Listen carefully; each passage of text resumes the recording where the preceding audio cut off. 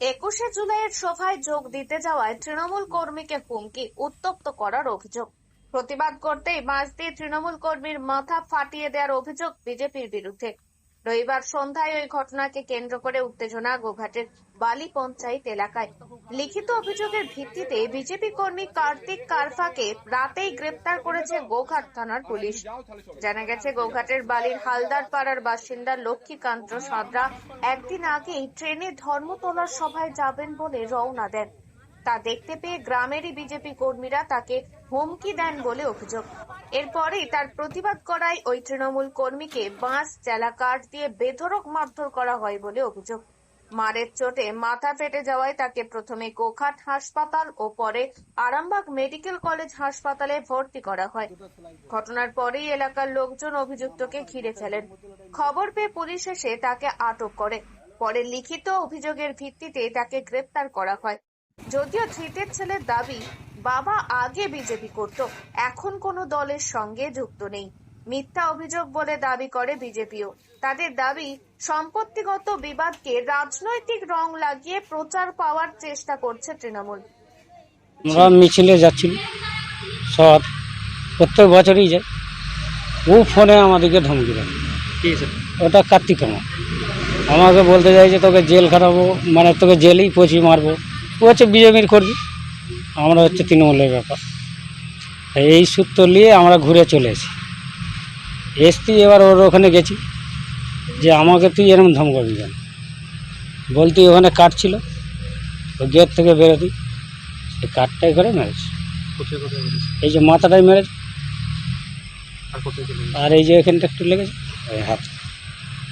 কতজন ছিল তারা? ছিল জনা 8-9 ছিল তারা।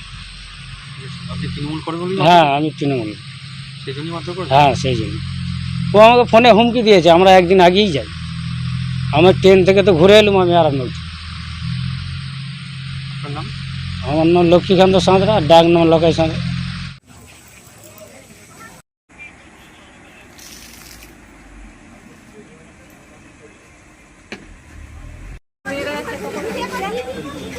না ওটা চলো, এই অমনি থানায় গেছে, তোমাদের যদি আর কেউ থানায় যায়। আগে পার্টি করতো, এখন পার্টি করে না, পার্টি ছেড়ে দিয়েছে। ঠিক আছে, বাপি বাড়িতে ছিল, তারা এসছে বাড়িতে মারতে, এইটুকু আমি জানি।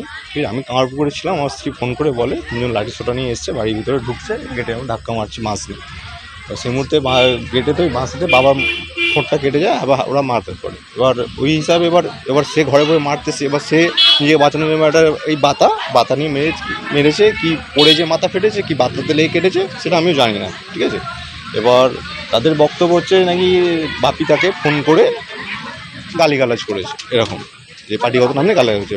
আমি বাপিকে জিজ্ঞাসা করলাম, আমি বললাম না, বাপি ফোন দেখলাম আমি 29 সেকেন্ড কথা হয়েছে।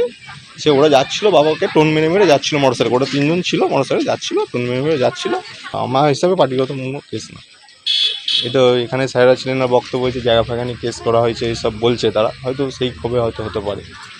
আমার বাবা বাড়িতেই ছিল, ওরা এসেছিলো, 3জন মদও খেয়েছিল, 3জনই ড্রাঙ্ক অবস্থায় ছিল।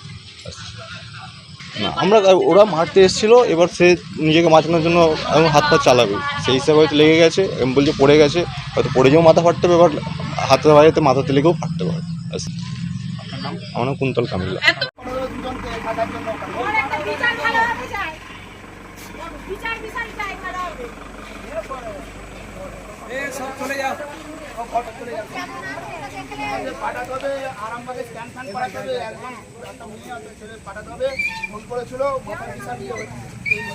দেখুন, আমরা হঠাৎ করেই খবর পেলাম যে আমার দলের একজন সক্রিয় কর্মী ধর্মতলার উদ্দেশ্যে আজকে ওনারা আগাম যাচ্ছিলেন।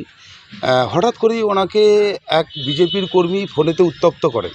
পরবর্তীতে সেই ব্যক্তি যখন ওনার বাড়িতে জানতে যায় যে কেন তুমি আমাকে ফোন করে উত্তপ্ত করছো, আমি দলকে ভালোবাসি, মমতা ব্যানার্জিকে ভালোবাসি, তার দলের প্রোগ্রামে আমি যাচ্ছি, এই কথোপকথন হতে হতেই অতর্কিতে সেই বিজেপির কর্মী বাঁশ এবং চেলা কাঠ দিয়ে আমার তৃণমূল কংগ্রেসের কর্মীর মাথার উপরে আঘাত করে পরবর্তীতে আমরা জানতে পারি মাথা ফেটে গেছে এবং 8খানা সেলাই নিয়ে তিনি এখন আরামবাগ মেডিকেল কলেজে ভর্তি রয়েছেন। আমরা এর তীব্র প্রতিবাদ জানাচ্ছি। আপনারা জানেন বিজেপির অস্তিত্ব বলে কিছু নেই, কিন্তু ধর্মতলা যাওয়ার আগে একটা অস্থির পরিবেশ তৈরি করার যে বৃহৎ বড় একটা চক্রান্ত তারা করেছিল, সেটা কিন্তু আজকে প্রমাণিত। আর আপনারা জানেন যে তৃণমূল কংগ্রেস শান্তিপ্রিয় দল, সবসময় এলাকায় শান্তি বজায় রেখে আমাদের দলের সমস্ত কর্মসূচিগুলো আমরা করতে চাই। আমরা এই বিষয়ে বড়বাবুর দৃষ্টি আকর্ষণ করেছি। আমরা পরবর্তীতে আগামীকাল ধর্মতলা সভা শেষ হওয়ার পর এই বিষয়টাকে নিয়ে আমরা তীব্র আন্দোলনের মধ্যে দিয়ে আমরা বর্তমানে বিজেপির বিধায়ক সহ এলাকার যারা বিজেপির নেতৃত্ব আছে তাদেরকে আমরা সাবধান করে দিতে যাই, এই ধরনের ঘটনা পরবর্তীতে যেন ওনারা ভুল করেও না ঘটায়।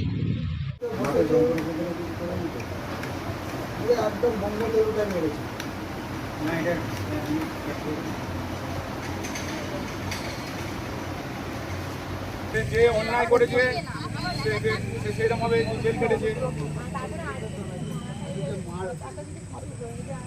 দেখুন, প্রথমেই বলি, উনি এর আগে আমাদের সাথে বিজেপি করতেন, কিন্তু ইদানিংকাল উনি আমাদের সাথে বিজেপি করছেন না বা এখন আসছেন না। তো আমি যতটুকু জানি যে ওইটা একটা পারিবারিক সমস্যা, পারিবারিক ঝামেলা। অযথা তৃণমূল কংগ্রেস এখানে রাজনীতিক রং লাগানোর চেষ্টা করছে, কারণ আগামীকাল 21শে জুলাই আছে, ওদের ডিম ভাত খেতে যাওয়ার লোক কলকাতা ছুটছে।